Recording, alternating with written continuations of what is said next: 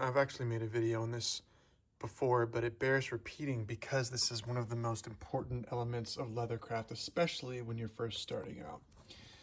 The best way to get even stitches on not just the top, but on the back side, when you are punching your holes, you need to make sure that your stitching iron is not leaning one way or another.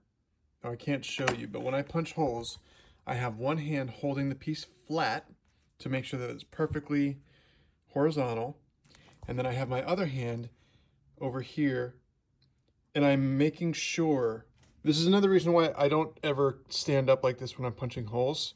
I always sit down like this so I can see if the stitching iron is leaning this way or leaning this way.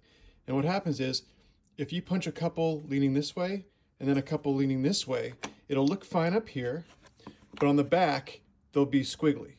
You'll have a few over here and then a few over here, and it will ruin it. But if you keep them nice and straight, then they'll be very nice and straight on both sides.